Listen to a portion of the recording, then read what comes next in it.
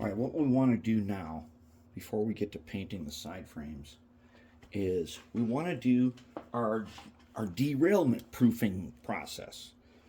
Way back when, we discovered various ways of working on the SDP40, which has the same setup with these kind of inserted phosphor bronze bushings, and that locomotive is notorious for derailing. And we tried all kinds of stuff, and we found various different ways. We used the drill press, we used the mill, and everything. And when all we actually had to do was this very simple mod. Okay, so what we discovered is this socket is approximately a number 38 drill bit. So I have a 37, which is, let's see, a 38 is 0.1015 thousandths of an inch. A 37 is 0.040.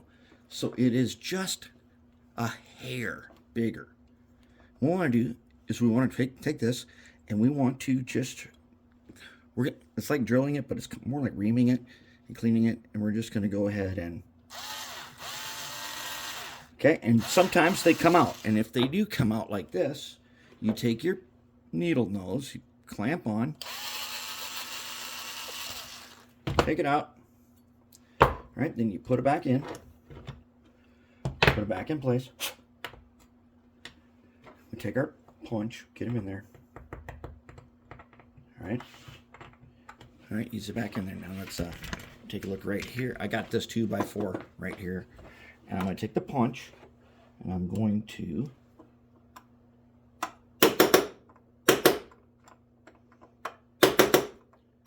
put them back in. And the 2x4 is soft enough that we're not wrecking anything. Okay. So we do it again.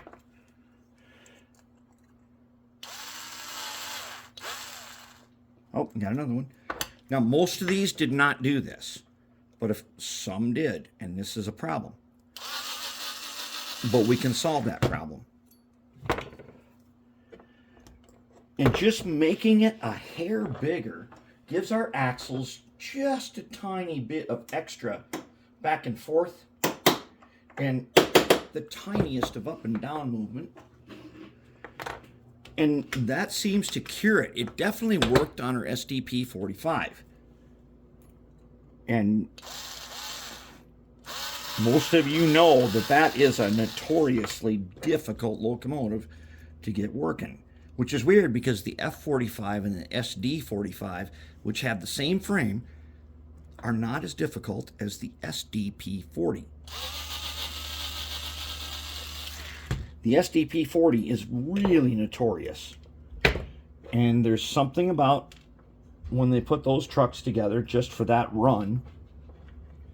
Uh-oh, we're going to need tweezers to get this guy in here. Well, just for that run, for some reason, the tolerances are not identical to the F45 and the SDP and the SD45, which are not as notorious for derailing. They still derail quite a bit. But this little solution we had here turned out, we tested and tested and tested many times. I've got a ton of different derailment proofing videos that show the ways we have reamed this out, and it turns out we didn't need to ream it out as big as we did. We only needed to do it this much.